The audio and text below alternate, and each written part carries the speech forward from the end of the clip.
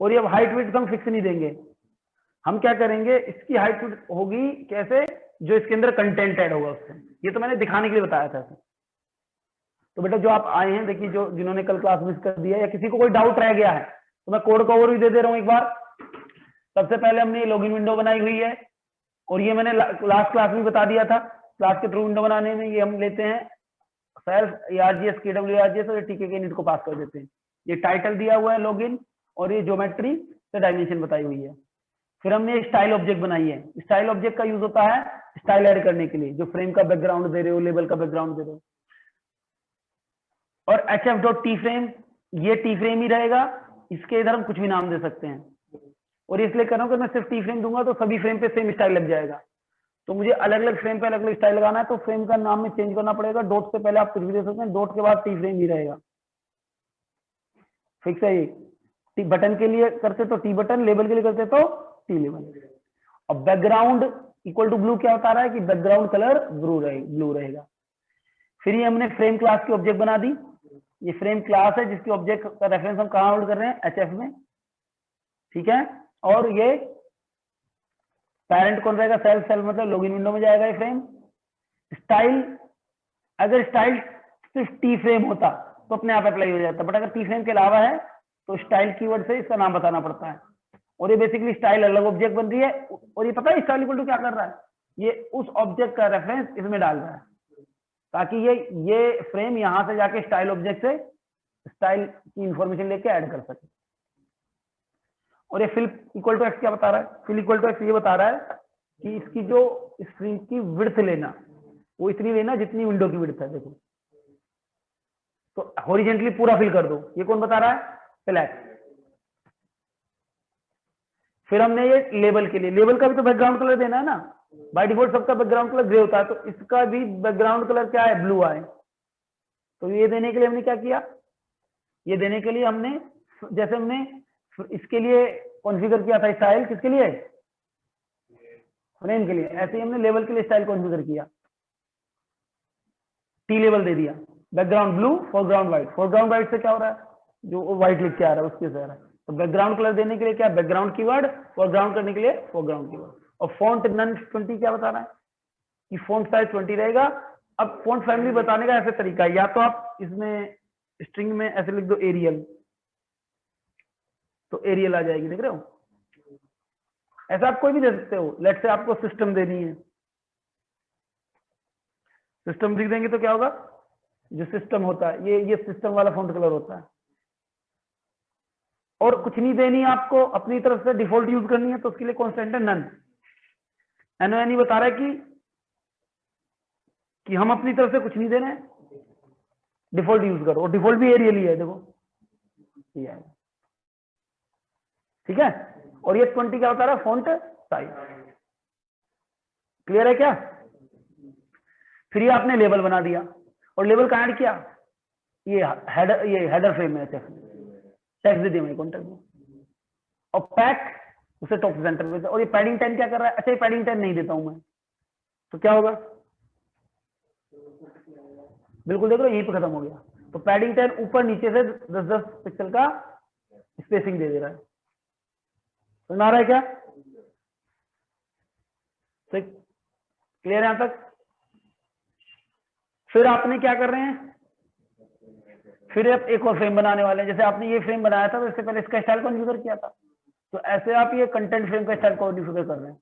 तो cf.tframe background white, क्योंकि अगर नहीं दूंगा ना, अगर मैं यहाँ पे ये देता ही नहीं और मैं टी फ्रेम ही देता तो दोनों पे ब्लू लग जाता, जबकि मुझे ऊपर वाले ब्लू लगाना है, नीचे व्हाइट लगाना है। तो इसका मैंने स्टाइल कॉन्फ़िगर किया कि बैकग्राउंड व्हाइट रहे, और स्टाइल को ऐड करने के लिए स्टाइल इक्वल टू cf.tframe। तो ये इस वाले फ्रेम पे ये स्टाइल लगा देगा, तो इसका बैकग्राउंड कलर व्हाइट सेट कर देगा। और फिल बोथ एक्सपेंड ट्रू क्या बता रहा है, फिल बोथ एक्सपेंड ट्रू ये बता रहा है कि फिल करो दोनों डायरेक्शन, एक डायरेक्शन में करने के लिए तो हॉरिजॉन्टली फिल करने के लिए फिल एक्स, वर्टिकली फिल करने के लिए फिल वाई, और फिल बोथ में दोनों डायरेक्शन फिल करें। और मैं अभी इसमें कुछ ऐड नहीं करूं, मैं चाहता हूं कि कंटेंट ऐड भी ना करूं, तब भी इसकी फ्रेम की हाइट विड्थ डिसाइड हो जाए।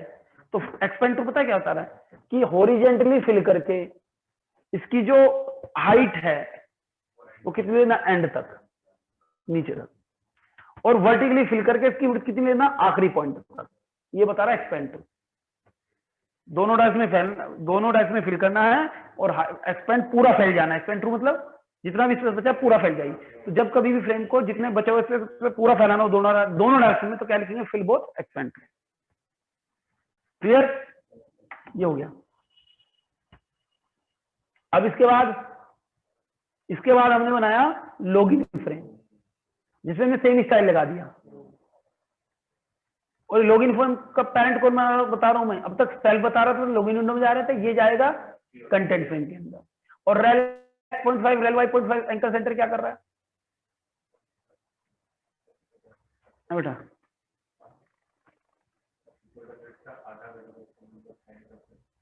तो ये बेसिकली क्या कर रहा है, ये करेगा जब इसमें फ्रेम ऐड करेंगे ना, ये CF इधर से जाएगा, ये चारों साइड से सेंटर में करे। कैसे? रेल x 0.5 तो क्या कर रहा है, इसके पेरेंट का सेंटर ले रहा है। रेल x 0.5 x हॉरिजेंटल का सेंटर या x एक्सिस का सेंटर, रेल y 0.5 y का सेंटर। बट इतना करोगे तो ये कोऑर्डिनेट बनेगा, यहां जाके ऐड होगा। फिर ये एंकर सेंटर क्या कर रहा है, इस पेरेंट के सेंटर में से इसका सेंटर सबट्रैक्ट करके इधर खिसका रहा है, और इस पेरेंट के y के सेंटर में से इसका y का सेंटर निकाल के ऊपर खिसका रहा है, तब जाके चारों तरफ से सेंटर में आएगा। तो वो किसने बताया, rail x 0.5 rail y 0.5 anchor centre. अब हमें क्या करना है, अब हमें इस विंडो में, हाँ अब हमने ये करना है मेरे प्यारे बच्चों कि यहां पर ये तो ऑलरेडी ये अपना कौन सा चल रहा है फ्रेम, CF कंटेंट फ्रेम। अब इस फ्रेम के अंदर एक फ्रेम ऐड हो, और फ्रेम का जो चारों साइड से सेंटर में हो, जिसका नाम होगा LF, और यहां पर लेबल आए यूजर नेम, और यहां एंट्री आए, पासवर्ड लेबल आए, और एंट्री आए, और इधर लॉगिन बटन आए। और इस लॉगिन बटन के क्लिक पर क्या हो जाए बच्चों, क्या हो जाए प्यारे बच्चों, डेटाबेस से मैच कराए। बट पहले डिजाइन कर लेते हैं ना, पहले बना लेते हैं। अब इसे क्या करो, कौन सा लेआउट यूज करूं,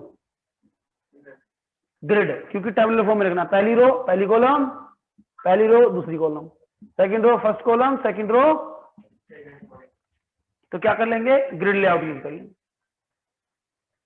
तो यहां इस फ्रेम को टॉप से रखने के लिए पैक यूज हो गया, इसके लिए पैक यूज हुआ है, इसके अंदर सेंटर में रखने के लिए प्लेस हुआ है, कोऑर्डिनेट से हुआ है, और यहां पर क्या हो जा रहा है, ग्रिड। अब ये अलग अलग सेक्शन में हो रहा है ना, देखो सेम विंडो में डायरेक्ट विंडो में ऐड करते ये चीजें तो नहीं हो पाता, क्योंकि एक विंडो में एक लेआउट लगेगा।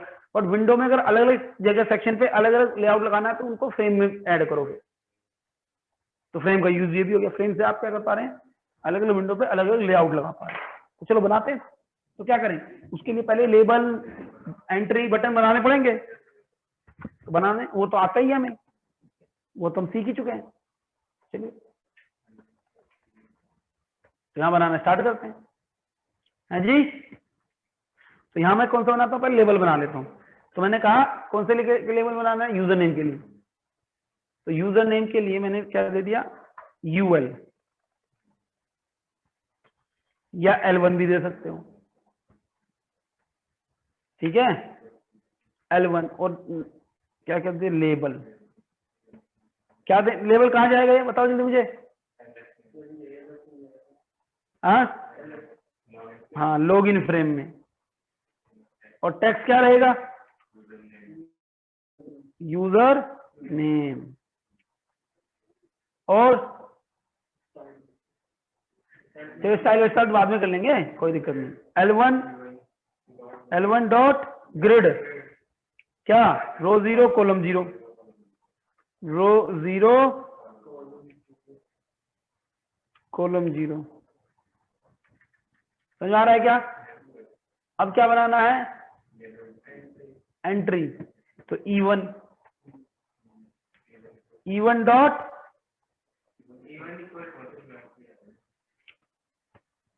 ये ऐसे भी दे सकते हो, UL यूजर नेम लेबल, ऐसे देना UL for user name label. और ये रख दो EL, एंट्री फॉर नहीं, यूई, यूजर नेम के लिए एंट्री यूई दे दिया, या ऐसे भी लिख सकते हो पूरा यूजर नेम अंडरस्कोर ENTRY, ऐसे दे सकते हो, या क्या दे दो, यूई दे दिया मैंने, UI for user name entry. ठीक है बेटा, इक्वल टू एंट्री, एंट्री लाने के लिए एंट्री क्लास होती है, कहां जाएगा अभी, LF लॉगिन फ्रेम में, और यूई डॉट क्या लिखूं, रो 0 कॉलम 1। Is that clear? अभी ये तो कौन से बने हैं, पहली रो वाले, ऐसे 2 और बनने हैं, बनने कि नहीं बनने हैं, बनने कि नहीं, तो 2 और बना दो। ये किसके लिए, ये यूएल के लिए, तो ये PL पासवर्ड लेबल, टेक्स्ट क्या दोगे, पासवर्ड। समझ में आ रहा है ना? और इसके बाद एंट्री के अंदर क्या लिखा है, दिखने का, LF ये सब कहां जा रहा है, लॉगिन फ्रेम में जा रहा है ना। LF कौन है, लॉगिन फ्रेम, लेबल भी लॉगिन फ्रेम में ऐड होगा, एंट्री भी लॉगिन फ्रेम में ऐड होगा। ओके, इसकी पोजीशन क्या रहेगी, 10, और इसका नाम PL करो यहाँ पे, कॉपी पेस्ट में ये छूट जाता है, ध्यान रखना हमेशा भाई। जैसे हमने लेवल UL बनाया था किसके लिए, यूजर नेम लेवल के लिए, तो PL बना दिया पासवर्ड लेवल के लिए, टैक्स दे दिया पासवर्ड। बाकी आपको ये UL PL अच्छे नहीं लग रहे तो L1 L2 नाम भी दे सकते हो, है ना। समझ आ रहा है क्या बच्चों? अब इसके बाद एंट्री बना दो, तो एक PE पासवर्ड एंट्री, तो यहां भी PE रहेगा, कहां जाएगा, 1 फर्स्ट रो 1 मतलब सेकंड रो, कॉलम 1 मतलब सेकंड कॉलम। अब रह गया अपना बटन, अब प्यारा बटन और रह गया, तो बटन बनाना, तो B इक्वल टू, ये L भी दे दो, login button equal to button class. ये बटन भी कहां जाएगा, लॉगिन फ्रेम में। क्या रहेगा टेक्स्ट, बताओ, लॉगिन। अभी तो इतना ही लिख दो, और फिर इसको भी ऐड कर दो, तो LB डॉट, जल्दी बताओ पोजीशन, रो 2 थर्ड रो मतलब, और कॉलम 1 2 1, ये 3 कर दिया मैंने। हाँ, देखिए क्या होता है, चलिए लेट्स सी, आ गए देखो। बट क्या हो रहा है, ये ब्लू क्यों आ रहा है, इसलिए कि आपने स्टाइल में T लेवल लिखा हुआ है, तो T लेवल में तो जितने भी लेवल सब पे स्टाइल लगाएगा, फोरग्राउंड ब्लू, बैकग्राउंड व्हाइट। तो मुझे तो नहीं चाहिए, मुझे तो इसका क्या चाहिए, ब्लैक चाहिए, अपना व्हाइट पर ब्लैक अच्छा विजुअल होता है। बाकी ये ऐड हो गए ना, दिखता रहे ना आपको। तो क्या करें कि ऐसा ना हो, तो एक काम करो, इसका नाम T लेवल ना देके इसका दे दो HF.T लेवल, हेडर फ्रेम के अंदर का T लेवल। और ये अब अप्लाई नहीं होगा, खुद अप्लाई करना पड़ेगा। तो क्या लिखोगे यहाँ, स्टाइल इक्वल टू, स्टाइल का नाम क्या दिया है, समझ आ रहा है ना।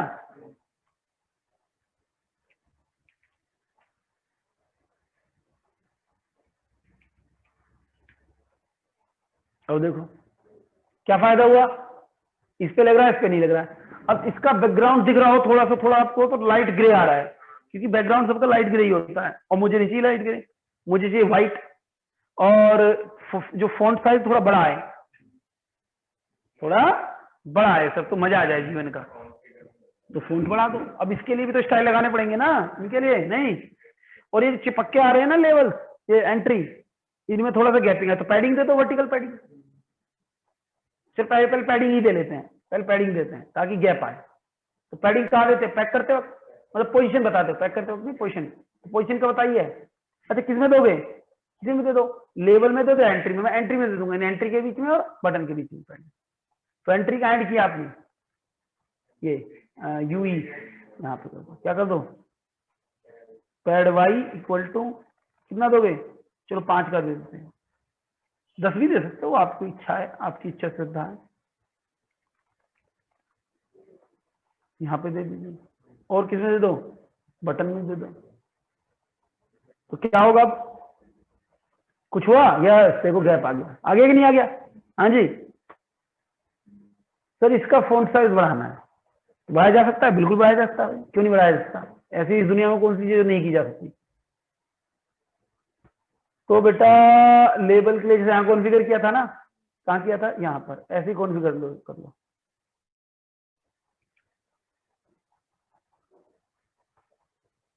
कहाँ बनाना स्टार्ट किए, यहाँ पे, इससे पहले कॉन्फ़िगर कर लो। तो इसका नाम मैं दूंगा LF, LF for login frame के अंदर जो लेबल है, बैकग्राउंड कलर व्हाइट चाहिए सर। क्या छूट गया? ये नहीं, ये एक्स्ट्रा लग गया एक और। अच्छा अच्छा हाँ ठीक है, छोटा कैसे डिलीट हो गया होगा, हाँ तो था। हाँ जी, LF dot T label background white, foreground तो चाहिए ही नहीं कि व्हाइट पे ब्लैक, भाई फोरग्राउंड व्हाइट मतलब फोर कलर जो है टेक्स्ट कलर वो बाय डिफॉल्ट ब्लैक होता है, तो होता ही है, व्हाइट पे ब्लैक सबसे अच्छा विजुअल होता है। हाँ अगर आपको व्हाइट पे रेड दिखाना है तो फोरग्राउंड रेड दे देते हैं। फॉन्ट कितना कर दो सर, 10 कर देता हूँ, बट क्योंकि टी लेवल होता तो अपने आप अप्लाई हो जाता। LF डॉट टी लेवल है तो जहां जहां लेवल बनाओगे अप्लाई करना पड़ेगा। कैसे अप्लाई करोगे? ऐसे,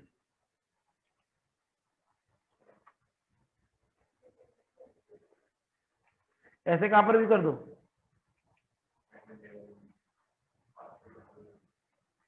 समझ में आ रहा है क्या? अब थोड़ा सही है ना, सही है कि नहीं है, दिख रहा है ना अच्छे से? अब बैकग्राउंड व्हाइट हो गया है, ग्रे नहीं रहा। क्लियर बच्चों, प्यारे बच्चों? मुझे इसका फॉन्ट बढ़ाना है, किसका? अब यहाँ पे थोड़ा छोटा आ रहा है तो मैं इसका भी 10 करना चाहता हूँ इनके, तो पॉसिबल है क्या? हाँ है, तो इसका फॉन्ट कर दो। इसमें डार्क भी कर, एंट्री में डार्क कर सकते हो, तो कैसे कर दो, यहाँ पे सीधी font equal to none, none मतलब डिफॉल्ट फॉन्ट फैमिली यूज करना और साइज कर देना 10। ऐसे ही किसी में बता दो,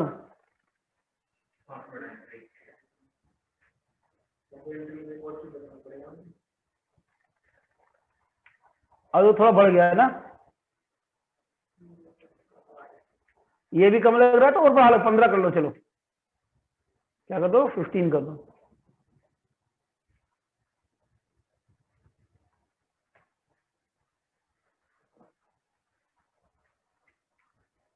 बढ़ा के नहीं बढ़ा, ज्यादा ही बढ़ गया, तो 10 ही रहने दो, 10 ठीक ठाक था। वो अपने हिसाब से देख लेना किसको कितना बड़ा अच्छा लगता है, दैट डिपेंड्स। गेटिंग, समझ आ रहा है क्या? कैप्स लॉक लग गया था। चलिए, तो यहां तक समझ में आ गई चीजें आप लोगों को। अब क्या करना है, एक काम और करना है, ये इसका साइज भी बढ़ा देते हैं, किसका, बटन का। इसकी विड्थ में कर दे रहा हूं इसके बराबर आ जाए, या इनकी विड्थ कम कर लो। अच्छा बाय डिफॉल्ट फॉन्ट 10 के हिसाब से विड्थ ले रहा है जो बन रही है अब, तो इसकी विड्थ बढ़ाई जा सकती है क्या, और उसका फॉन्ट बढ़ाया जा सकता है क्या? बिल्कुल। कैसे करोगे? हो जाए, सब हो जाएगा, वैसे ही कर दीजिए। इसके लिए भी स्टाइल कॉन्फ़िगर कर लो, किसके लिए, बटन के लिए।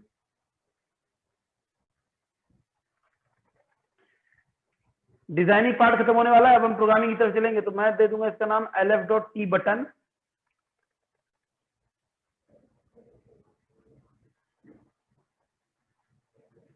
LF डॉट टी बटन, और बैकग्राउंड कलर नहीं देना हमें इसका, बैकग्राउंड जो ठीक है, हमने बस क्या करना है, फॉन्ट साइज बढ़ाना है, तो 10 कर दिया मैंने, और विड्थ कर दी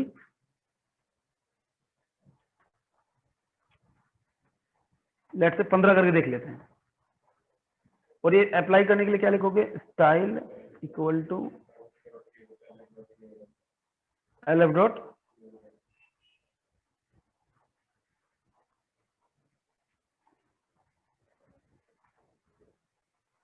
तो क्या हो रहा है, 15 कम लग रहा है तो 20 करके देख लो, ऐसे अंदाजे से करना होगा, स्केल लेके तो मैं भी नहीं बैठा यहाँ पे ना, देखना ही पड़ेगा करके। हाँ ठीक हो गया। और 20 ज्यादा लग रहा है तो इनकी सबकी दोनों की 15-15 करो, तो कैसे कर सकते थे 15-15? यहाँ पे 15 कर दी इसकी, और इनकी 15 कैसे करोगे? यहाँ बता दो, जहाँ फॉन्ट बताया था ना वहां विड्थ बता दो।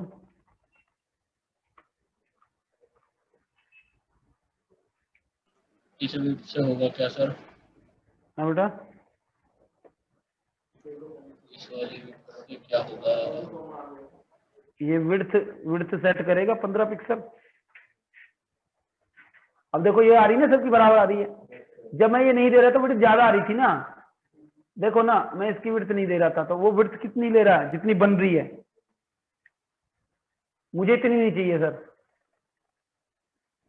दो तरीके हैं, या तो इसके बराबर बटन की विड्थ कर लो, या बटन की विड्थ के बराबर एंट्री की कर लो, दोनों में से जो अच्छा लगे आपको। तो मैंने क्या किया, बताओ क्या अच्छा है? इसमें क्या है कि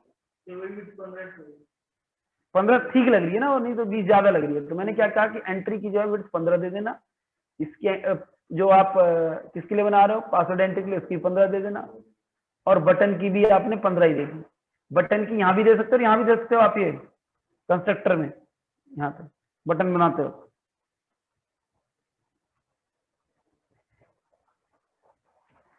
तो डिजाइन पार्ट हो गया है, मुबारक हो, डिजाइन पार्ट आपने कर लिया कंप्लीट। एक किला जीत लिया आपने, नहीं बन गया ना डिजाइन जैसा चाहते थे। बट अभी मैं इसमें यूजर नेम पासवर्ड डालूं, अभी तो पासवर्ड भी दिखेगा, पासवर्ड नहीं दिखाना चाहते तो ये पासवर्ड सर टाइप करते हुए दिखे ना, है कोई तरीका? बिल्कुल है। उसके लिए क्या करेंगे, पासवर्ड वाले एंट्री में बेटा लिख दो शो इक्वल टू स्टार। अगर ये नहीं बताओगे तो जो टाइप करो दिखाएगा भी, शो में टाइप करते वक्त इस सिंबल को दिखाएगा जब पासवर्ड टाइप करो।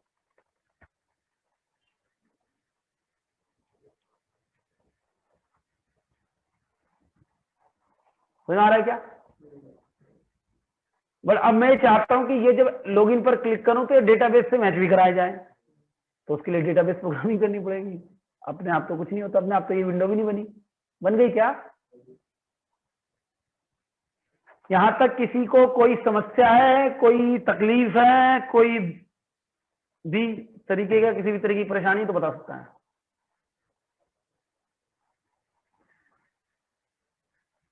तो कोई रिप्लाई नहीं आ रहा तो मैं मान के चल रहा हूं सब जो है मस्त है, आगे बढ़ते हैं। अब क्या करें, अब एक डेटाबेस में बनाओ टेबल,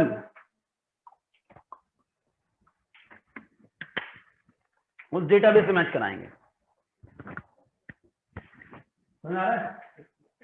तो डेटाबेस में मैं टेबल बनाऊंगा।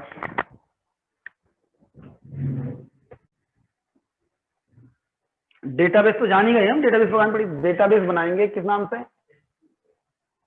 एक डेटाबेस बनाएंगे माई कॉन्टैक्ट बुक नाम से, माई कॉन्टैक्ट नाम से बना लेते हैं, माई कॉन्टैक्ट।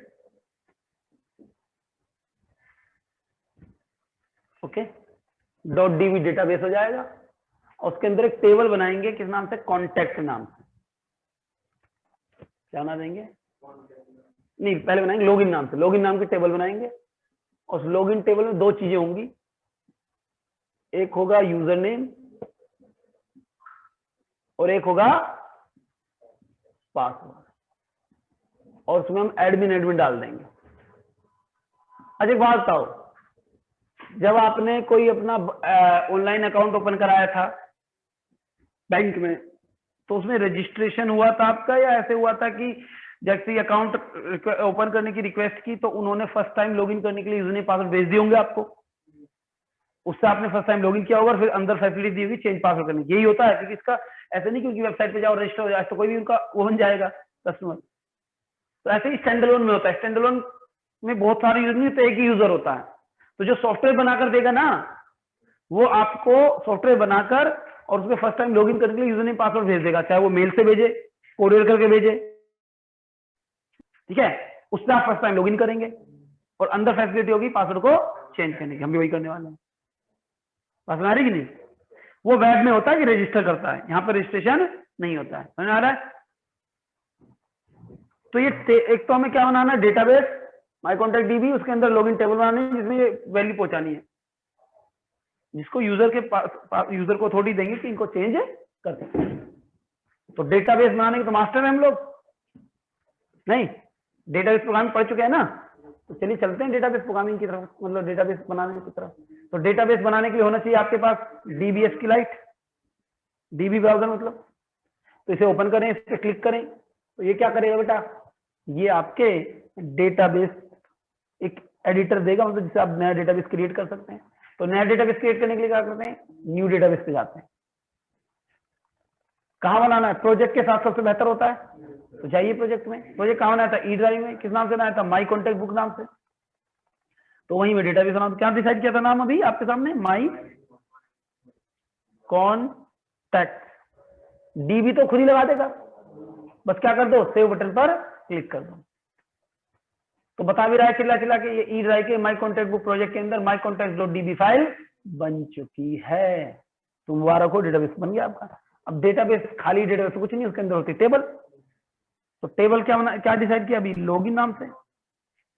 इसके अंदर दो कॉलम चाहिए, एक तो यूजर नेम, इंटीजर टाइप का थोड़ी, टेक्स्ट टाइप का, प्राइमरी की लगा दो।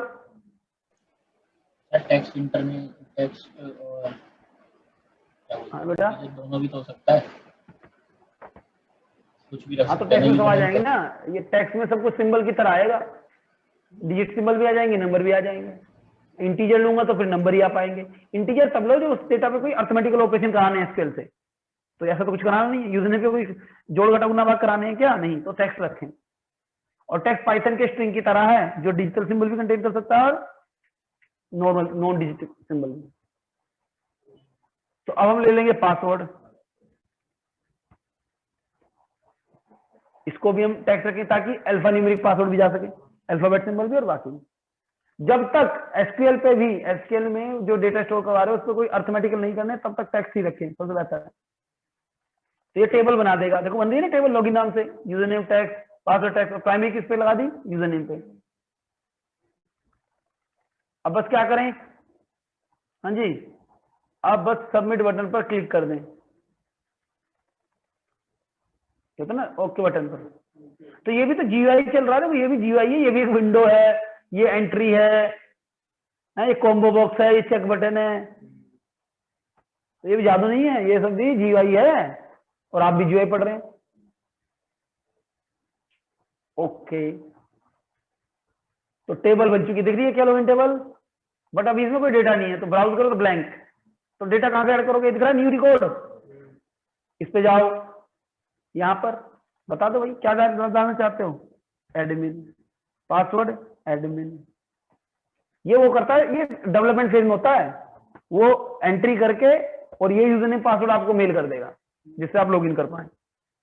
अब क्या करें बेटा, ये सब करने के बाद ये दिख रहा है ना, टैब की प्रेस कर देना ताकि ये समझ जाए कि हाँ एडमिन कंप्लीट, पासवर्ड कॉलम की वैल्यू आ चुकी है। अब ये रिफ्रेश बटन दिख रहा है, इस पर क्लिक कर दें तो आ चुका है डेटा।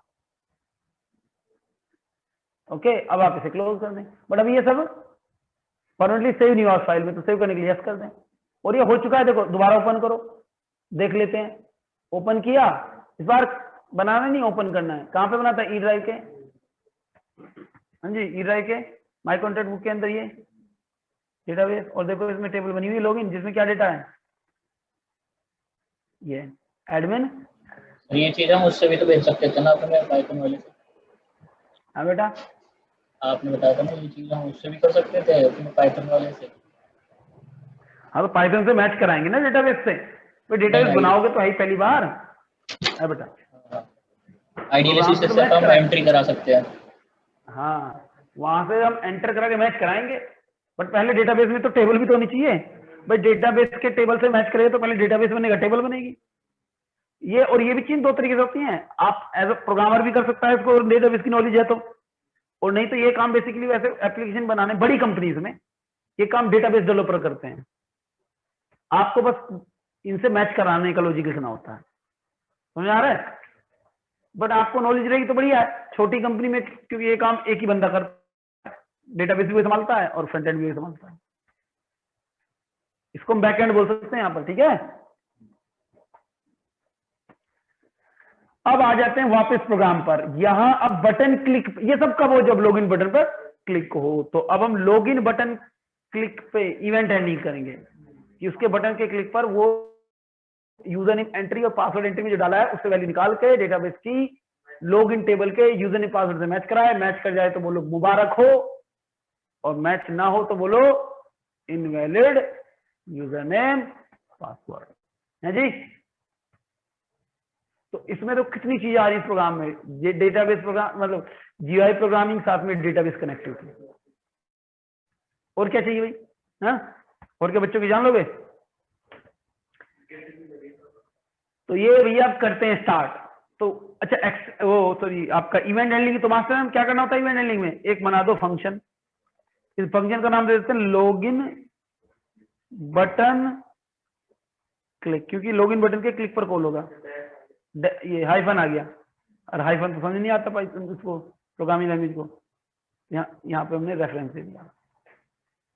अच्छा, एक क्लास का मेथड रखना है, इसको ऐसे रखना क्लास की बॉडी में। जैसे क्लास की बॉडी में क्या है, इनिट है, ऐसी क्लास का मेथड है लॉगिन बटन, और मेथड है इसलिए रेफरेंस तो लेगा ही, कुछ नहीं सर्च तो लेगा ही लेगा। अब यहाँ क्या लिख दें? यहाँ लिखना है जो भी लिखना है। क्या लिखें? हेलो हाउ आर यू, या कुछ लॉजिक मीनिंगफुल? लॉजिक में क्या लिखूं भाई?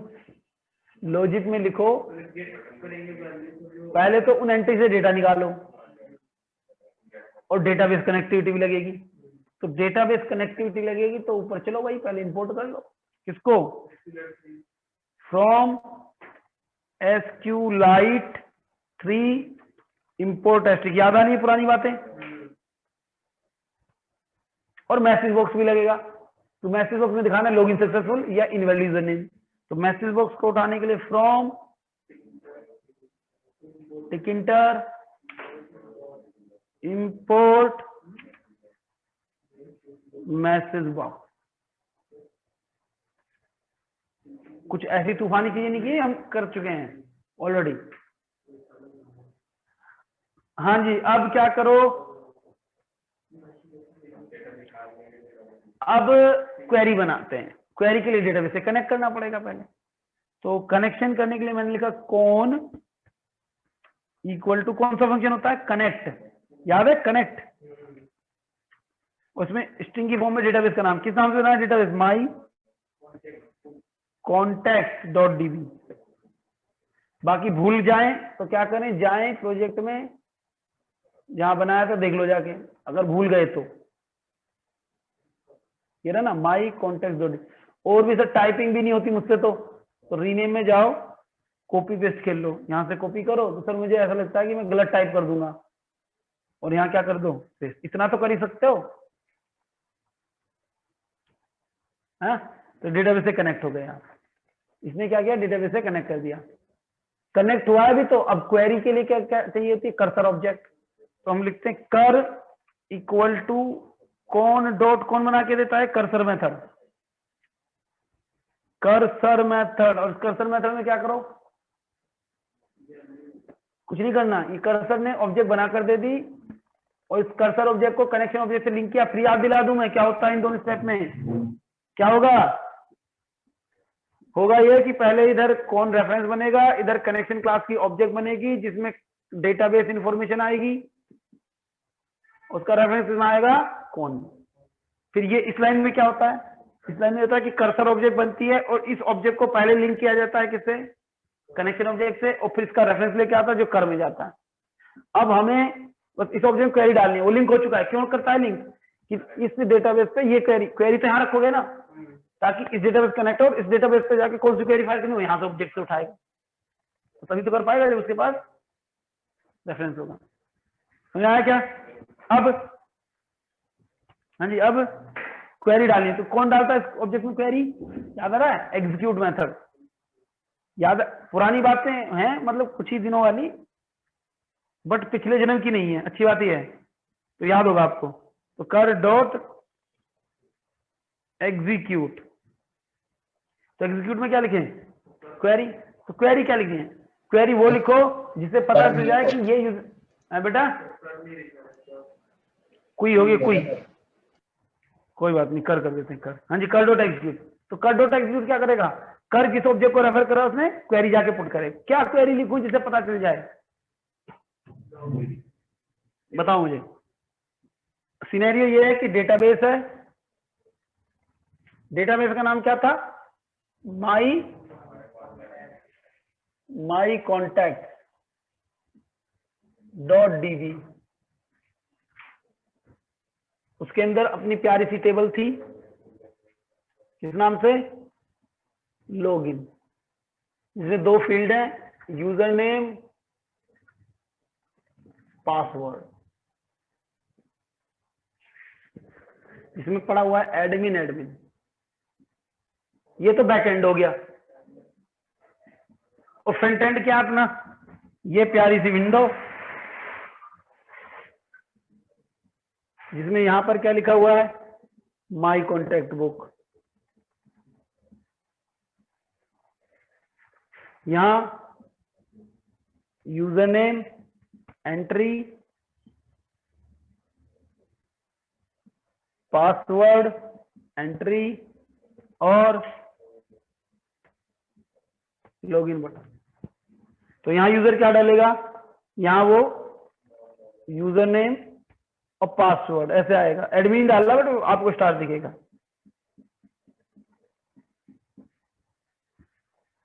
और चलो स्टार ना करके अभी तो हम ही तो हैं, देख भी ले तो क्या दिक्कत है, एडमिन ही कर दिया मैंने। चलो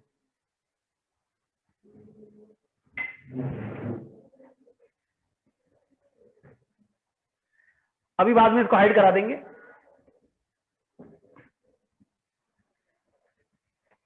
अब करना क्या है बताओ, ये जो यूजर नेम पासवर्ड बंदा इधर डाल रहा है, कहां पर, मैच कराना है सर। हाँ मैच कराना। तो क्या ऐसा लिख दूं इससे मैच कर जाए, ये वैल्यू आ रही है किसमें, ये वैल्यू आएगी किसमें बेटा, वो जो एंट्री बनी थी क्या दिया था नाम, यूई, और निकलेगा कैसे, डॉट गेट। याद है गेट मेथड होता था एंट्री क्लास का।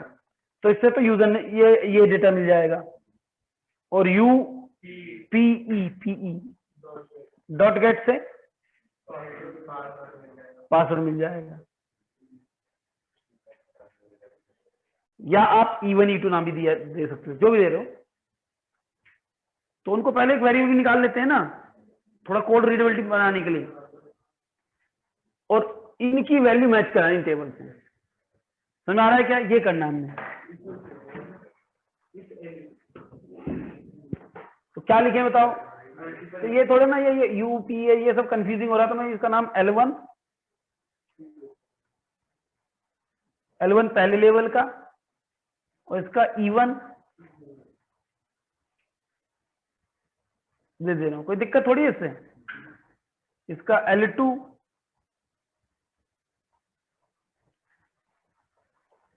इसका E2।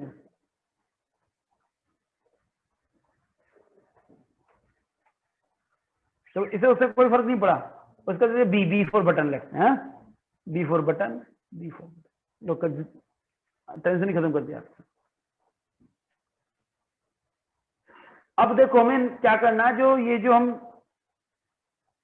यूजर नेम पासवर्ड डालेंगे, पहले तो इसे निकालना है। ये जो एडमिन डाला है और यहाँ भी एडमिन डाला, दिख नहीं रहा अभी आपको, ये निकालना है। तो कैसे निकालें, अब इसको हटा देते हैं ताकि आपको दिखे। अभी भी दिखाना चाहता हूँ क्योंकि अभी चीजें डेवलपमेंट फेज में, अभी दिख भी जाएंगी तो कोई दिक्कत वाली बात नहीं है। तो इसके लिए मुझे ये E1 में जो डेटा ये निकालना पड़ेगा, और E2 में। E1 किसके लिए है, और E2 तो इसको निकाल लो यहाँ पे। तो सबसे पहले ही कर लो। तो मैंने कहा यूजर नेम, यूजर नेम दे सकते हैं, या शॉर्ट में देना चाहते हो यूनेम, ऐसे कर सकते हो, जो भी अच्छा लगे यूजर नेम कर देख लो। User name equal to E1 dot get, और password equal to E2 dot get. चलो एक काम करते हैं, मैसेज बॉक्स में इन्हीं को प्रिंट करा देते हैं ना। पहले यूजर नेम पासवर्ड हमारे हम निकाल पा रहे हैं कि नहीं निकाल पा रहे हैं, तो देखने के लिए क्या कर दो, message box dot show info, याद आ रहा है? और यहाँ पे लेट से एक दे दिया हेडिंग में मैसेज, और मैसेज में क्या, यूजर नेम जोड़ने के लिए प्लस लगता है, या तो ये कर दो। और ये वेरिएबल नहीं बनाना चाहते तो ऐसे भी कर सकते हो सीधे ही, जरूरी नहीं है वेरिएबल बनाना। आप क्या लिख सकते हैं, ये इवन डॉट गेट और फिर प्लस, लाइन चेंज करनी है तो बैक स्लैश लगा देना और फिर लिख देना पासवर्ड।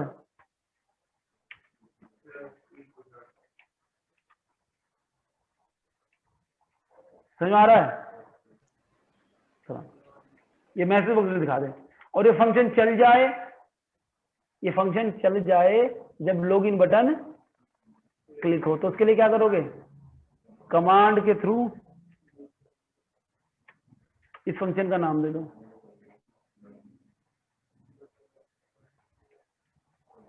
नहीं,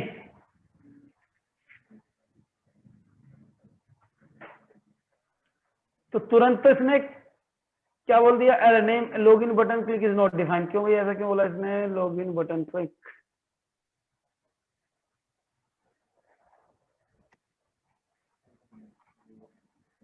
अच्छा अच्छा, ये सिंपल फंक्शन की तरह मेथड जो बताते हैं ना, उसके नाम को बताने के लिए लगता है सेल्फ डॉट। अब ये सिंपल फंक्शन समझ रहा था इसको और क्लास के बाहर ढूंढ रहा था। अब मैंने यहाँ पर क्या डाला, user name admin, password admin, और लॉगिन बटन पर क्लिक किया, और जैसे ही क्लिक किया एरर तो आ रहा है, बट नया एरर आ रहा है, बोल रहा है इवन इज नॉट डिफाइंड। इस लाइन दिक्कत आई, बता सकते हो क्यों आया एरर? ये कह रहा है इवन क्या है, समझ ही नहीं आ रहा। वो इसलिए नहीं आ रहा बेटा कि इवन आपने यहाँ कंस्ट्रक्टर की बॉडी में डिक्लेयर किया, तो लोकल रेफरेंस है ये, तो ये तब तक रहेगी ऑब्जेक्ट जब तक देंगे अब। हाँ, ये तब तक रहेगी जब तक कंस्ट्रक्टर में रहेगा। तो क्या करो, ये दूसरे मेथड में यूज करनी है, तो लोकल तो उसी ब्लॉक तक रहता है। अगर कोई चीज मल्टीपल मेथड में यूज करती है तो ऑब्जेक्ट का पार्ट बनाओ ना, और ऑब्जेक्ट का पार्ट बनाने के लिए क्या कर दो, यहाँ लिख दो सेल्फ डॉट इवन, और यहाँ सेल्फ डॉट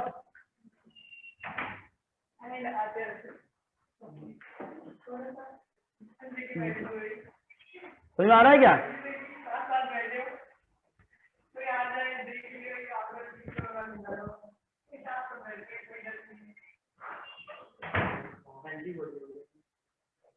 फिर आप ये वही करेंगे self dot even dot grade, और यहाँ पर भी सेल्फ डॉट, क्योंकि अभी ऑब्जेक्ट के अंदर बन रहा है ना। देखो इंपॉर्टेंस समझ में आई ना, कब, इसलिए मैंने जानबूझ के किया कि ताकि आपको समझ आए कब लोकल बनाना है, कब ऑब्जेक्ट का पार्ट बनाना। अगर वो सिर्फ with in the block use होनी चाहिए तो लोकल रखो, और अगर वो एक से ज्यादा मेथड में यूज करनी है तो ऑब्जेक्ट का पार्ट बना दो।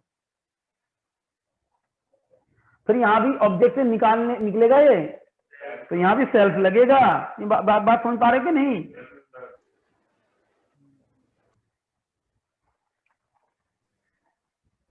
तो देखते हैं अब ये हमारी भावनाओं को समझ पाता है कि नहीं। तो मुबारक हो, समझ ली इसने आपके दिल की। यूजर नेम एडमिन दिखा रहा है, बट अभी तो यहाँ आया है, अभी डेटाबेस से मैच नहीं हो गया है बच्चों, अभी तो डेटाबेस से मैच कराना है। अभी कहाँ, कहानी खत्म नहीं हुई, अभी तो कहानी शुरू हुई है। अरे एक बार फिर से बताना सेल्फ वाली चीज। बेटा देखो, जब अगर आप सेल्फ नहीं लगा रहे थे तो लोकल बन रहा था, और लोकल अगर कंस्ट्रक्टर की बॉडी में, तो कंस्ट्रक्टर बॉडी की बाहर कैसे यूज जाएगा?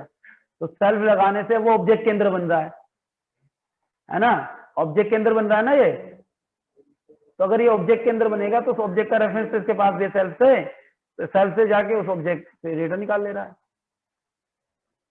याद करो ना यार, आप क्या करते थे, एक पर्सन क्लास की इनिट में self dot name self dot age equal to लिखते थे, तो वो ऑब्जेक्ट में बनता था, और प्रिंट डिटेल में सेल्फ से निकाल के प्रिंट करा देते थे, क्योंकि ऑब्जेक्ट का बन रहा है, ऑब्जेक्ट के अंदर बन रहा है, तो उस ऑब्जेक्ट का पता इनिट को भी है और ऑब्जेक्ट का पता प्रिंट डिटेल को भी होता था। तो बात बड़ी सिंपल है, अगर आपको कोई चीज विद इन द ब्लॉक बनानी है तो उसे लोकल बनाइए, और अगर अक्रॉस द मेथड यूज करनी क्लास के तो उसे ऑब्जेक्ट का पार्ट बनाइए। और सेल्फ में ऑब्जेक्ट का ही तो पता होता है, तो अब ये self dot E1 self dot E2 ये ऑब्जेक्ट का पार्ट बना रहा है, और ऑब्जेक्ट में तो दूसरा मेथड यूज कर पाएगा।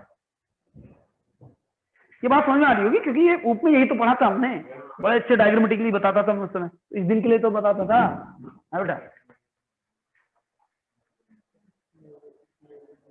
तो मतलब निकालना आ गया, जहां भी डेटा निकालना है वहां क्या लिख देंगे एंट्री से, हाँ जी, जहां भी एंट्री से डेटा निकालना वहां क्या लिख देंगे, self dot even dot gate. Even किसको बोल रहे हैं हम, यूजर नेम वाले एंट्री को, और E2 पासवर्ड वाली एंट्री को। तो ये तो खत्म करो, इसकी जरूरत नहीं, ये तो समझाने के लिए बताया था मैंने।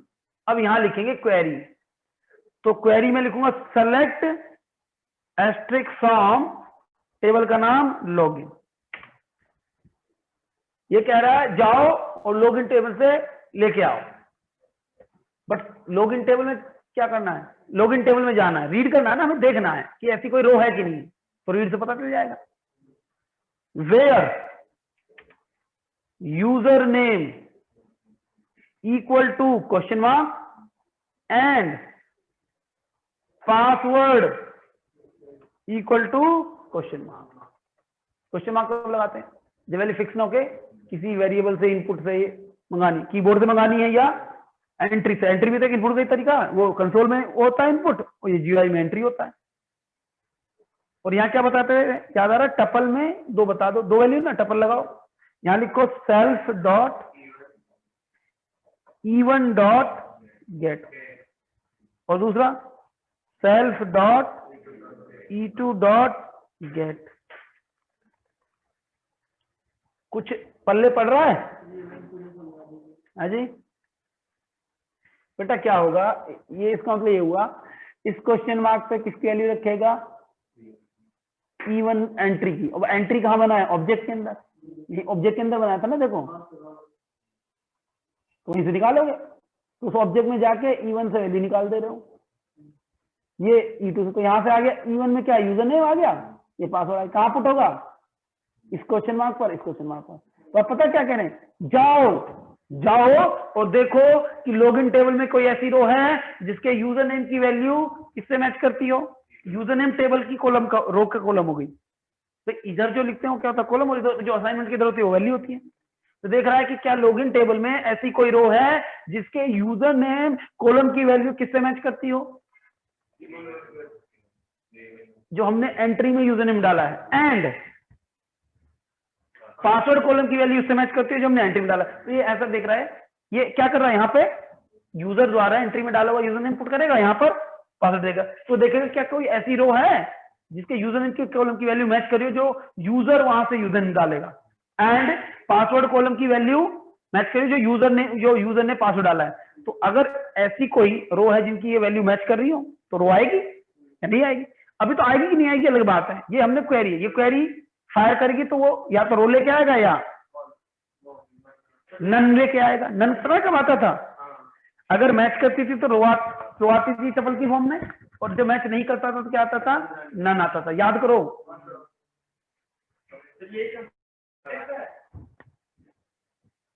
हाँ ये डेटाबेस प्रोग्राम पढ़ाया तो था। वेयर इसलिए लगा रहे हैं ना कि हमें तो सारी रो थोड़ी चाहिए, हमें तो उस यूजर को ढूंढना है ना जिसके यूजर नेम पासवर्ड से मैच करें। वेयर नहीं लगाएंगे तो सारी रो को ले आएगा, सारी रो थोड़ी चाहिए, हम बस वो रो ढूंढ रहे हैं, ऐसी कोई रो है जिसके यूजर नेम और पासवर्ड की वैल्यू से मैच करती है। अब डेटाबेस से कम्युनिकेट करने के लिए एसक्यूएल ही लगती है ना, और एसक्यूएल क्वेरी लिखने के लिए कर्सर ऑब्जेक्ट कनेक्शन ऑब्जेक्ट लगती है। तो कनेक्शन ऑब्जेक्ट तो डेटाबेस से कनेक्ट कराती है, कर्सर ऑब्जेक्ट क्वेरी को फायर कराती है। और मैं पहले बता चुका हूं, जब डेटाबेस में डेटा इंसर्ट अपडेट डिलीट होता है तो कमिट की जरूरत होती है, डेटा रीड कर रहे हो तो कमिट की जरूरत है नहीं है। तो बिना कमिट नहीं करो तो भी उस क्वेरी को फायर कर देगा, तो डेटाबेस का डेटा मॉडिफाई नहीं होना। तो क्या हुआ होगा, क्वेरी फायर होकर डेटा कर्सर ऑब्जेक्ट में आ चुका होगा। अगर मैच की हुई तो रो आएगी, और नहीं किया होगा तो नन आएगा। अब ये आया कि नहीं आया निकालने के लिए क्या होता था, मैं दिखाता हूं आपको। ऐसी कोई रो आई कि नहीं, तो मैंने क्या किया, मैंने एक वेरिएबल बनाया रो बोल दो या रिकॉर्ड बोल दो, ऐसा कोई रिकॉर्ड है कि नहीं। मैं कुछ भी बोल सकते, मैं रो बोल देता हूं, ऐसी कोई रो है कि नहीं है, रो दे दो ना, रो दे दो। रो इक्वल टू, तो क्या होता था, कर डॉट फेच वन। सर आवाज चली गई थी, एक बार और बताना क्या कह रहे थे। मैं बेटा ये बोल रहा था कि ये क्वेरी क्या कर रही है, पहले ये बताओ। इतना समझ आ रहा है, डेटाबेस से कनेक्ट हो गए, ये कर्सर ऑब्जेक्ट बना दी। ये स्क्वेरी का मतलब क्या है? स्क्वेरी का मतलब है कि जाओ देखो लॉगिन टेबल के अंदर ऐसी कोई रो है जिसके यूजर नेम कॉलम की वैल्यू किससे मैच करेगी। अच्छा, इस क्वेश्चन मार्क में कौन सी वैल्यू पुट होगी? ये एंट्री में जो यूजर नेम एंट्री में डाला है, इस क्वेश्चन मार्क में कौन सी वैल्यू पुट होगी? जो आपने पासवर्ड एंट्री में डेटा डाला है। तो ये देख कह रहा है जाओ देखो लॉगिन टेबल के अंदर कोई ऐसी रो है जिसके यूजर नेम कॉलम की वैल्यू किससे मैच कर रही हो? जो यूजर फॉर्म में यूजर नेम एंट्री में डाल रहा है, और पासवर्ड कॉलम की वैल्यू मैच कर रही है किससे? जो उधर फॉर्म में बंदे ने पासवर्ड डाला है। तो अगर ऐसी कोई रो होगी तो रो लेके आएगा, नहीं है तो नन आएगा। तो और एग्जीक्यूट है, और मैं क्या कह रहा था, इंसर्ट अपडेट डिलीट में तो कमिट मांगता है क्योंकि डेटा मॉडिफाई होता है, आपकी परमिशन मांगता है, बट रीड करने में आपकी परमिशन की जरूरत नहीं। तो आप उसने एग्जीक्यूट करते ही खुद ही जाके क्वेरी फायर की, और फायर करके रो या नन जो भी आया वो एग्जीक्यूट कर्सर ऑब्जेक्ट में डाल दिया। अब इस कर्सर ऑब्जेक्ट से निकालने के लिए एक रिकॉर्ड को फेच वन मेथड होता है। तीन होते हैं ना, fetch one, fetch all, fetch many.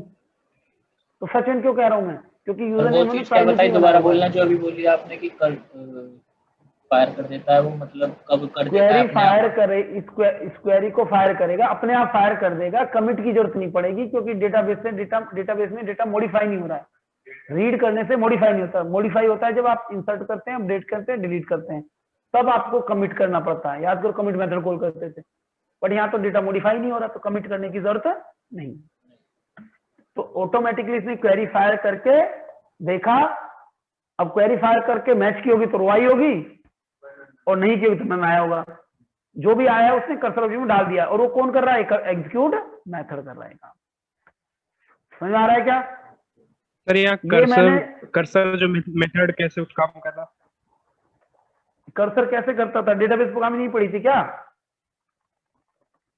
Sir पढ़ी थी सर, थोड़ा भूल गया हूँ। कर्सर मेथड का कैसे काम करता है? कर्सर मेथड ऐसे काम करता है बेटा, देखो एक बार और बता दे तो मेरा तो काम ही बताना है। देखिए ध्यान से देखना, पहले क्या हुआ? कनेक्शन ऑब्जेक्ट बनी, इसमें आ गई डीबी इन्फो, डेटाबेस इन्फो, ठीक। फिर इधर बनी कर्सर ऑब्जेक्ट। ये लाइन क्या कर रही है? ये लाइन ने तो कनेक्शन ऑब्जेक्ट बनाई, इस लाइन ने क्या किया? हाँ, कर्सर ऑब्जेक्ट बना के लिंक करके उसका रेफरेंस डाल दिया कर में। अभी कुछ नहीं है इसमें क्वेरी। तो ये एग्जीक्यूट क्या कर रहा है? एग्जीक्यूट इसके अंदर सेलेक्ट क्वेरी डाल के उस सेलेक्ट क्वेरी को फायर भी कर दे रहा है। आपकी परमिशन की जरूरत नहीं है क्योंकि डेटाबेस में डेटा मॉडिफाई नहीं हो रहा। बट अगर ये इंसर्ट कर रहे होते, अपडेट कर रहे होते, डिलीट कर रहे होते तो क्वेरी तब तक फायर नहीं करता जब तक आप कमिट नहीं करते। बात समझ आ रही है कि नहीं? आज तो ये क्वेरी जो भी लिखी आपने, इसको किसने फायर किया? एग्जीक्यूट ने। तो एग्जीक्यूट ने, जब आपने एग्जीक्यूट कॉल किया तो इस डेटाबेस से कनेक्ट होकर इस पे क्वेरी फायर करके आ गया। बट यही इंसर्ट अपडेट डिलीट होता तो ये सब कब करता? जब कमिट करते। That is the only difference. तो बात बड़ी सिंपल है, जब डेटाबेस का डेटा मॉडिफाई होगा, और वो मॉडिफाई होता है इंसर्ट करते वक्त, अपडेट करते वक्त, डिलीट होते वक्त। रीड सेलेक्ट क्वेरी से रीड होता, रीड होने से डेटा मॉडिफाई नहीं होता। कोई भी बुक पढ़ते हो तो पढ़ने से क्या उस बुक का कंटेंट बदल जाता है? जब आप नोटबुक पढ़ते होंगे, जो मैंने आपको पाइथन की नोटबुक दी है जिसमें जो की पॉइंट्स लिखे होते हैं, उसे एक बार पढ़ो, 100 बार पढ़ो, 10 बार पढ़ो, तो पढ़ने से कंटेंट चेंज हो गया क्या किसी का? नहीं होगा। कंटेंट कब चेंज होगा? जब मैं इधर से कंटेंट चेंज करूंगा और प्रिंट हो गया आएगा, तब आपको चेंज दिखेगा। बात समझ आ रही कि नहीं आ रही है? तो रीड होने से मॉडिफाई नहीं होता, इसलिए इसमें कमिट करने की जरूरत नहीं है। इतना क्लियर हो रहा है क्या? कमिट करने की बिल्कुल भी जरूरत नहीं। तो एग्जीक्यूट ने क्वेरी जो दी उसे फायर करके जो भी रिजल्ट आया, रिजल्ट क्या आएगा? अगर ऐसी कोई रो होगी जिसके यूजर नेम कॉलम की वैल्यू यूजर द्वारा डाले हुए यूजर नेम से एंट्री में, और पासवर्ड कॉलम की वैल्यू यूजर द्वारा एंट्री में डाले हुए पासवर्ड से मैच करेगी, तो रो आएगी, नहीं तो नन आएगा। वो जो भी हुआ वो आ गया, और वो किसने कर दिया? एग्जीक्यूट ने। बस अब हमें इस कर्सर ऑब्जेक्ट से एक रो निकालनी है, ये देखने के लिए आया क्या है। तो कर्सर ऑब्जेक्ट में जो भी आता है उसे निकालने के लिए 3 मेथड होते हैं, fetch one, fetch all, fetch many. Fetch one कब करो? जब एक आया हो। फेच मेनी जब, फेच ऑल जब सारे निकालने हो। फेच मेनी जितना बोल दो। फेच मेनी में क्या होता है? फेच मेनी में आप बताते हैं, मैंने कहा 3, तो पहले 3 उठा लेता है। फेच ऑल में सारे उठा लेता है, फेच वन में बस एक उठाएगा। तो मैं फेच वन क्यों कर रहा हूं? मुझे मालूम है एक ही आया होगा, क्योंकि यूजर ने पासवर्ड दोनों कॉम्बिनेशन कर दोगे मान लो हो सकता है बंदों का पासवर्ड मैच कर जाए, आपने भी पासवर्ड क्या रख दिया, पासवर्ड, इन्होंने पासवर्ड रख दिया, या आपने भी पासवर्ड रणवीर रख दिया, इन्होंने भी रणवीर रख दिया, या आपने दीपिका रख दिया, इन्होंने भी दीपिका रख दिया, है ना। तो दो बंदों के पासवर्ड क्या हो सकते हैं, सेम हो सकते हैं, बट यूजर नेम तो यूनिक होगा ना। तो हमने यूजर नेम और पासवर्ड का कॉम्बिनेशन लगाया, तो ये कभी डुप्लीकेट हो गई। तो मुझे मालूम है एक ही रिकॉर्ड होगा, तो एक ही रिकॉर्ड आया, तो एक ही रिकॉर्ड को निकालने के लिए मेथड है फेच वन। तो फेच वन क्या करेगा, उसमें जो भी आया है उसे निकाल के हमने किसमें डाल दिया, रो वेरिएबल में। अब इसमें दो वैल्यू आ सकती है, अगर मैच की होगी तो रो आई होगी, नहीं तो नन आया होगा। या तो रो आएगी या नन आएगा। ये बात समझ आ रही है कि नहीं, दिखाऊं मैं, तो देख लेते हैं ना, खत्म करते हैं देख के। तो देखने के लिए क्या करोगे, प्रिंट में करा देते हैं।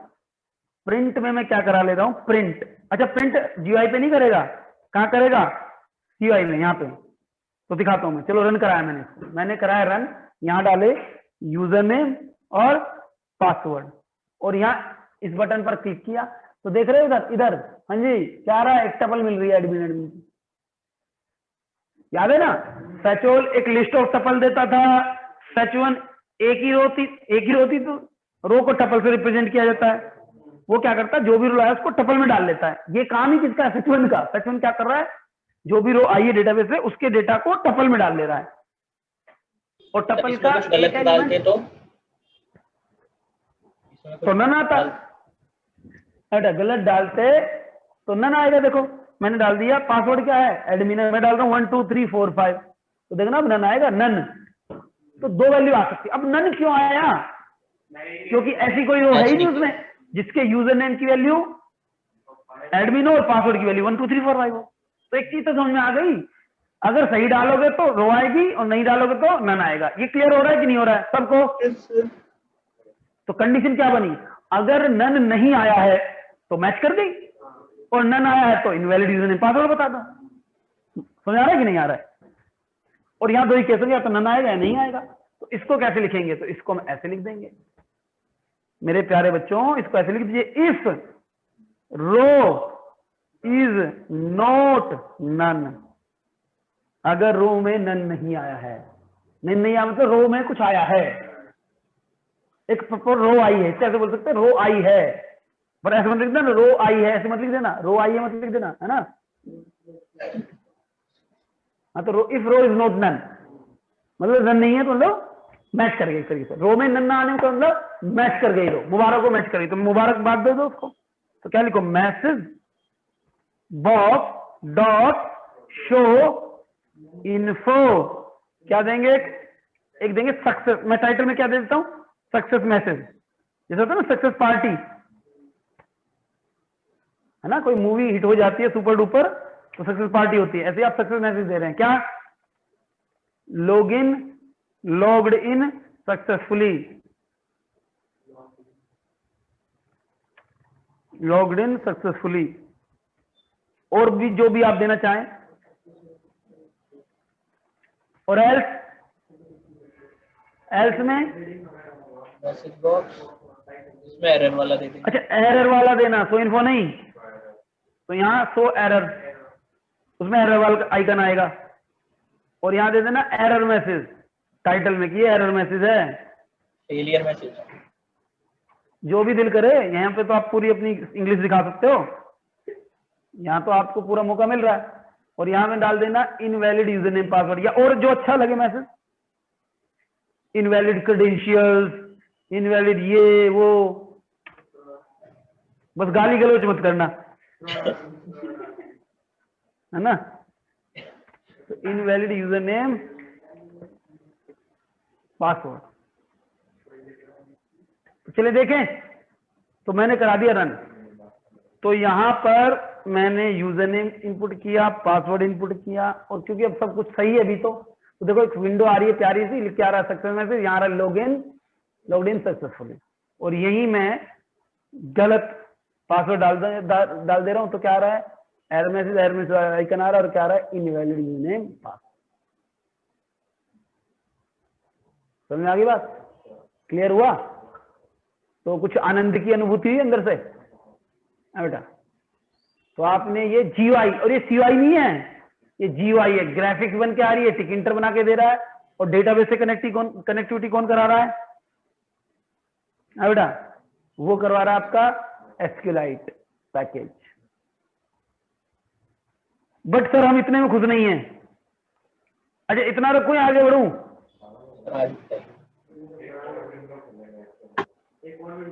हाँ एक्चुअली हमारी चाहत इतनी नहीं है, हमारी चाहत थोड़ी और बड़ी है बेटा। अपनी चाहत पता है क्या है? अपनी चाहत ये है, बाकी इस कोड समझ में आ गया सबको कि नहीं आया? तो इस मैसेज बॉक्स की जरूरत नहीं है ना,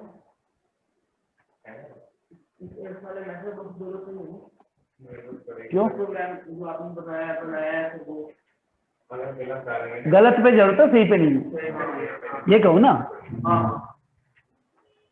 आधा अधूरा बोलते हो हैं, कोई बात नहीं। चलिए देखिए अब पता हमारी असली चाहत क्या है, मतलब हम क्या चाहते हैं बेसिकली मैं बता देता हूँ। देखो कोड इतना ही रखेंगे, आगे की सिनेरियो बता रहा हूं मैं, तब तक आप लोग जो है इस कोड से फैमिलियर हो जाइएगा। और कोड आपको आज की तरह से आज मिल गया था, मिल गया ना सबको गूगल क्लासरूम पे, तो ऐसे ही मिल जाएगा। कोई नई फाइल नहीं बनी है, फाइल वही login.py में कोड बढ़ गया है। तो कोड ये आपको कहाँ मिल जाएगा? सर रात में भेज गूगल। दिया। हाँ बेटा, सर क्लास के बाद भेज दिया करो, दिन में आता है। हाँ एक्चुअल में क्या होता है ना बेटा, मेरे इसके बाद भी क्लास होती है ना, और थोड़ा टाइम ज्यादा लग जाता है। मैं कोशिश करूंगा रात में भेज दूं, डोंट वरी। नहीं नहीं वो तो ठीक है, मैं कोशिश करूंगा रात में भेज दूं, ठीक है। बट कभी कभी हो जाता है थोड़ा टाइम का इशू। चलो मैं रात में भेज दूंगा, अभी क्लास अभी घर जाने के बाद भेज पाऊंगा क्योंकि अभी तो क्लास रहेगी, ठीक है। बाकी कोड समझ तो रही हो ना? अच्छा खुद से बनाने की कोशिश करते हो या बस वहीं से चेक के रन करा खुश हो जाते हो? ईमानदारी रखना अपने साथ अगर सीखना चाहते हैं कुछ तो मैं आगे की सिनेरियो बता रहा हूं। कोड तो इतना ही रखेंगे, मैं इसको कर दे रहा हूं बंद। आगे हमने क्या करना है, कल का सिनेरियो तैयार कर लेते हैं। तो होना ये चाहिए कि अगर यूजर नेम पासवर्ड मैच कर जाएं, सुनो ध्यान से, अगर यूजर नेम पासवर्ड मैच ना करे तो वही विंडो आती रहे, इनवैलिड यूजर नेम पासवर्ड। पर अगर यूजर नेम पासवर्ड मैच कर जाए तो एक विंडो ओपन हो, थोड़ी बड़ी विंडो, इससे नई विंडो जिसको हम बोलेंगे होम। तो ये कुछ ऐसी रहेगी, हाँ जी, यहां पर लिख के आएगा होम, है ना। होम की जगह होम विंडो भी लिख सकते हो। और यहां पर फिर अपना वही पुराना फ्रेम जिसको हम HF बोलेंगे, हेडर फ्रेम, और इसमें वही अपना माई कॉन्टेक्ट बुक लिख के आए। कल को आप अपना प्रोजेक्ट का नाम लिख दो जो बना रहे हो। लेट्स से मैं बना रहा हूं क्या, लाइब्रेरी मैनेजमेंट सिस्टम, या कोई मेडिकल स्टोर के लिए बना रहा हूं। ऐसे आप अलग अलग बना सकते हैं, ठीक है। मैं एक बेसिक वाला बता रहा हूं, सारी चीजें कवर हो जाए, बाकी तो कितनी बना लो आप। और इधर भी एक फ्रेम रहेगा, ये भी फ्रेम है, इसको बोलेंगे NF नेविगेशन फ्रेम, इसको बोल देंगे NF नेविगेशन फ्रेम। इसमें क्या रहेगा, इसमें प्यारे प्यारे बटन रहेंगे। इसमें पहले लिखा होगा मैनेज कॉन्टैक्ट, मैनेज कॉन्टैक्ट, जिससे हम कॉन्टैक्ट को ऐड डिलीट व्यू कर पाएंगे। फिर रहेगा अपना चेंज पासवर्ड, इस बटन के क्लिक पर क्या होगा, पासवर्ड चेंज कर पाएंगे। और लास्ट अपना लॉग आउट बटन रहेगा, जिससे एप्लीकेशन से बाहर आएंगे, समझ आ रहा है।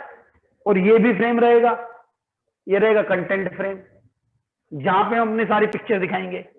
तो मैनेज कॉन्टैक्ट पे क्लिक करें तो वो GUI यहाँ पे आए, और वो भी फ्रेम होंगे। तो मतलब इसके क्लिक पर, ये ऑलरेडी फ्रेम है CF, इसके अंदर फिर एक और फ्रेम होगा, कब, जब इस बटन पर क्लिक करें। चेंज पासवर्ड पर क्लिक करें तो कौन सा फ्रेम आ जाए, चेंज पासवर्ड वाला। लॉग आउट पर करें तो लॉग आउट। बट कल क्या कर लेंगे, ये बनाना विंडो, और विंडो कब ओपन हो, जब यूजर नेम पासवर्ड मैच करें। मतलब हमारी स्टार्टिंग विंडो लॉगिन विंडो ही रहेगी। अगर वो यूजर नेम पासवर्ड मैच कर जाते तो ये विंडो प्रस्तुत हो हमारे सामने, और जब हम लॉग आउट बटन पर क्लिक करें तो ये डिस्ट्रॉय होकर वापस लॉगिन विंडो आ जाए। इसके बाद हम चेंज पासवर्ड की प्रोग्रामिंग करेंगे, और सबसे लास्ट में करेंगे मैनेज कॉन्टैक्ट, वो सबसे बड़ी प्रोग्रामिंग है। समझ में आ रहा है क्या करना है? इसका भी डिजाइन नोट डाउन कर लेंगे सब लोग, ये हमने बनाना है, नेक्स्ट यही करना है जी। ठीक है बच्चों, समझ में आ रही है चीजें कि नहीं?